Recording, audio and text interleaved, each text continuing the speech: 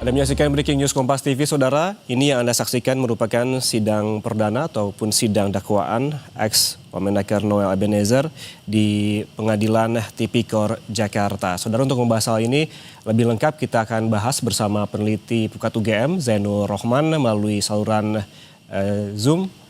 Pak Zainur, selamat siang. Selamat siang, Mas Ian.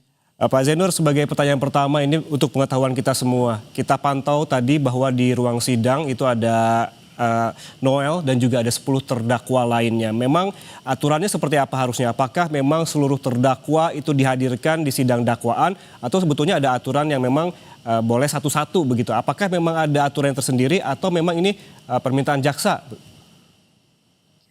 Ya, itu bergantung kepada strategi yang digunakan oleh KPK dalam ini adalah jaksa penuntut umumnya. Apakah dilakukan fogging atau penggabungan perkara atau dilakukan splitsing atau pemisahan.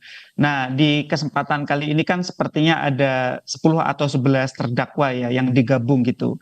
Kenapa ada penggabungan sampai 11 terdakwa? Biasanya yang pertama itu karena perbuatan yang dilakukan oleh para terdakwa ini saling berkaitan ya. Perbuatannya dilakukan bersama-sama sehingga akan lebih mudah untuk dilakukan pembuktian secara bersama-sama di dalam satu berkas. Yang kedua, untuk efisiensi agar tidak kemudian satu terdakwa satu berkas. Nah, memang ada sepertinya ya terdakwa-terdakwa yang sekarang masih berstatus sebagai tersangka yang belum digabungkan gitu ya, masih ada yang lain. Nah, kenapa ada yang tertinggal? Biasanya karena memang itu menjadi tersangka belakangan setelah ada pengembangan perkara. Atau yang kedua, perbuatannya dianggap berbeda, tidak masuk dalam satu rangkaian perbuatan dengan terdakwa yang sekarang sedang disidangkan. Atau yang ketiga, proses BAP-nya itu belum selesai, belum P21. Jadi itu merupakan strategi dari KPK dan itu dimungkinkan oleh hukum acara. Gitu, Mas Ian.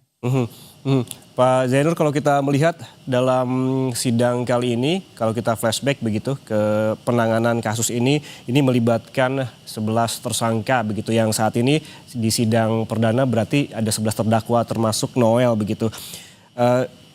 Ini para terdakwa itu dipersangkakan pasal tentang tindak ataupun tentang pemberantasan tindak pidana korupsi. Menurut Anda dalam kasus ini kejahatan korupsi yang diterapkan apakah sudah sesuai?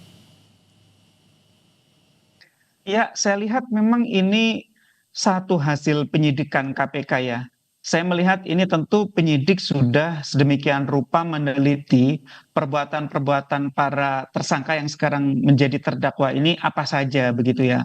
Ya kalau kita lihat kan ini kurang lebih adalah satu perbuatan pemerasan dalam jabatan ya yang dilakukan oleh para pejabat di lingkungan Kementerian Ketenagakerjaan di mana mereka gitu ya menggunakan kewenangannya itu untuk memeras orang-orang atau perusahaan-perusahaan yang sedang mengurus sertifikasi K3 yang seharusnya satu tarif itu berharga 275.000 oleh para pelaku itu dinaikkan sampai 6 juta. Kalau tidak bersedia membayar sebesar 6 juta ini, mereka misalnya ada yang kekeh resmi hanya 275.000, mereka akan dipersulit untuk tidak akan dikeluarkan sertifikasi K3-nya dengan mudah. Nah, ini kan merupakan satu bentuk pemerasan dalam jabatan yang di dalam Undang-Undang Tindak Pidana Korupsi itu masuk salah satu jenis delik korupsi. Jadi delik korupsi itu banyak ya, ada suap, ada gratifikasi,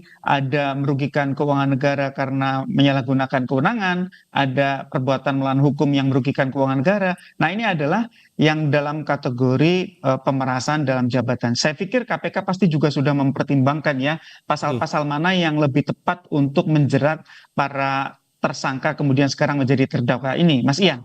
Oke, ini para terdakwa, 11 terdakwa ini memiliki peran masing-masing, Pak Zainur. Menurut Anda, apakah ke-11-nya ini mendapatkan sanksi yang berbeda ataukah sama?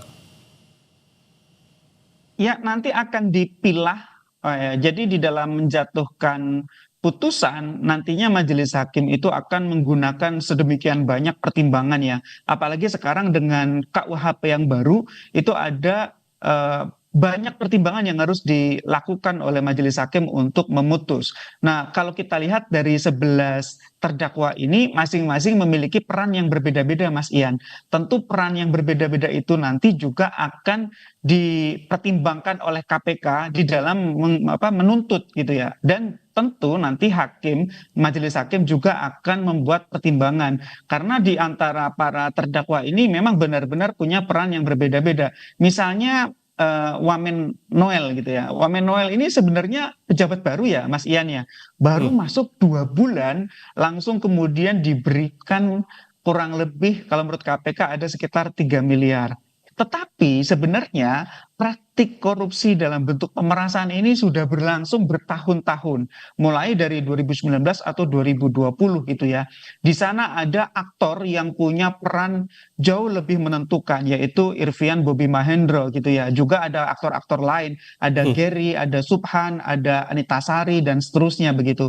Nah, nanti oleh persidangan ini masing-masing terdakwa ini akan dijelaskan apa peran mereka, bagaimana perbuatan yang dilakukan oleh masing-masing terdakwa. Dan tidak lupa Mas Ian bahwa masing-masing terdakwa ini juga menikmati hasil dari korupsi dalam jumlah yang berbeda-beda. Misalnya Irvian Bobby Mahendro ya dikatakan bahwa ini adalah aktor yang menerima pendapatan paling besar dari korupsi, sekitar 69 miliar gitu ya. Ini digunakan untuk beli rumah, untuk jalan-jalan, untuk belanja aset dan seterusnya gitu ya. Juga ada pejabat-pejabat di bawahnya, ada aktor-aktor lain yang menerima dalam rentang 5 miliar, 3 miliar, termasuk Wamenaker Immanuel Ebenezer, meskipun baru masuk, tiba-tiba langsung dikasih sejumlah 3 miliar dan kemudian juga ada satu motor Ducati warna merah ya, yang itu kemudian juga sudah dilakukan